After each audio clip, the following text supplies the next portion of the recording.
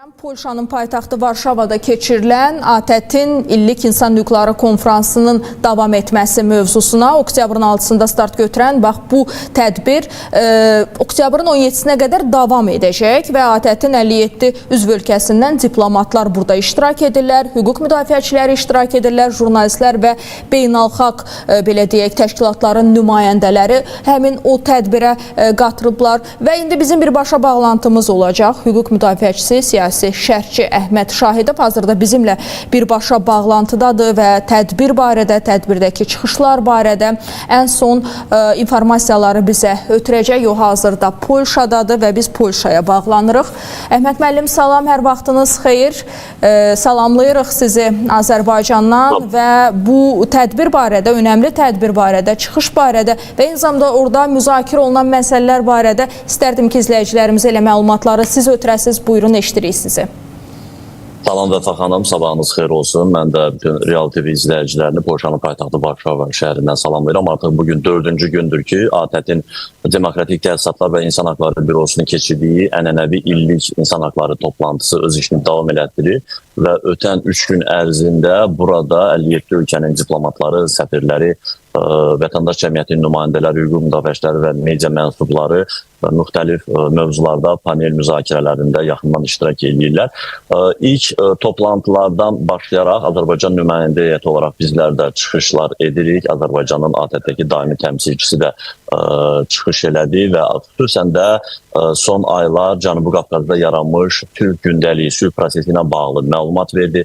Avqustun 8-də Vaşinqtonda keçirilən 3 tərəfli görüş və Azərbaycan-Ermənistan arasında əldə olunmuş sülh prosesi barədə danışdı və Avropa ölkələrinin də bu sülh prosesinə öz dəstəyini davam etdirməsini çağrısında bulunduq. Daha sonra Azərbaycanda İnsan haqları, demokratiya, media azadlığı sayəsində vəziyyətlə bağlı açıqlamalar oldu.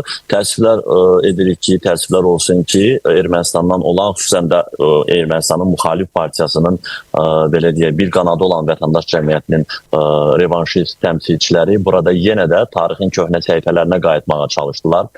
Güya 2020-ci il müharibəsində və ondan sonra 2023-cü il antiterror əməliyyatı zamanı güya Qarabağda etnik ermənilərə qarşı təmizləmə əməliyyatı aparılıb. Güya bugün Bakıda məhkəməsi davam edən erməni əsilli şəxslər vicdan məhbusudur, siyasi məhbus kimi təqdim eləməyə çalışırlar və Azərbaycan ünvanına qərəzli çıxışlar, fikirlər bildirdilər. Təbii ki, buna dərhal operativ reaksiya verdik və sülh gündəliyini pozmağa çalışan bu cür revanşist fikirlərə əsla yer verilməməli olduğunu və Azərbaycanla Ermənistan arasında artıq yeni bir səhifə açılır. Bölgədə sülh prosesi uğurla davam edir və həmin o argument, dırnaqarası argumentlərin əslində qərəzli və yalan olduğunu, nə 2020-ci il müharibəsində, nə 2023-cü il əməliyyatı zamanı bir nəfər belə erməninin burnunun qanamadığını, onlar könüllü şəkildə o əraziləri tərk etdiyini, bunun da bir səbəbi ki, uzun illərdir erməni cəmiyyətində Azərbaycana, Türkiyəyə, Azərbaycanlılara qarşı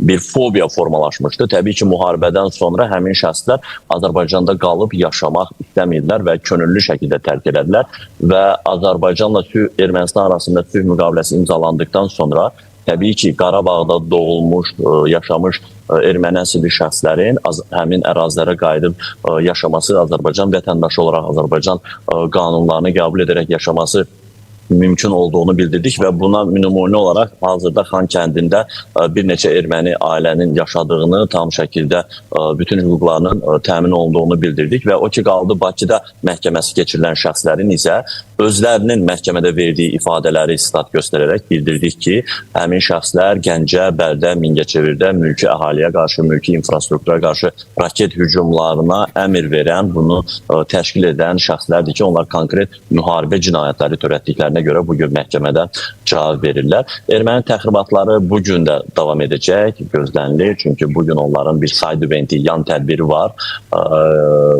Azərbaycana qarşı yenə qərəzli fikirlər səsləndirəcəklər və bugünkü panel müzakirələrinin əsas səbəbi münaqişə uçaqları, humanitar fəlakət, terrorla mübarizə və terrorla mübarizədə insan haqlarının qorunması məsələsidir ki, ən qızğın, ən gərgin panellərdən hesab olunur. Çünki həm Ukrayna-Rusiya müharibəsində Ukraynadan, Rusiyadan olan təmsilçilər aktiv şəkildə iştirak edirlər.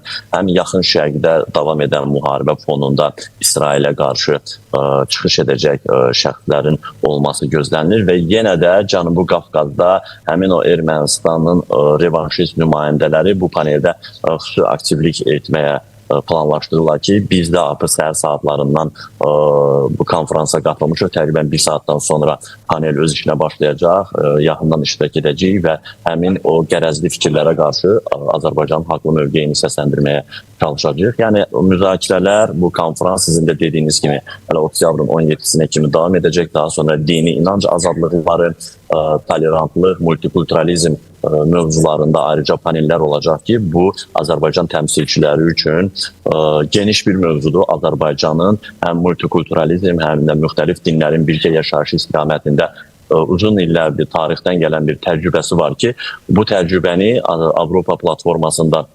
bölüşməyə gerçəkdən bir ehtiyac var. Çünki bugün qəribə də olsa Avropada İslamofobiya, antisemitizm, müxtəlif dinlər arasında, onun təmsilçiləri arasında ayrı seçkilik ənənələri kök salıb. Avropanın həqiqətən də Azərbaycandan öyrənəcəyi böyük bir təcrübə var. Həm dini multikulturalizm, birgə yaşayış barədə, həm də sülhün əldə olunması istiqamətində. Xüsusən də onu qeyd etmək istərdim ki, Vəfa xanım, Azərbaycan Prezidenti Cənab İlham Əliyevin BMT Baş Assambleyasının 80-ci sessiyasında etdiyi çıxış bizim üçün bir yol xəritəsidir.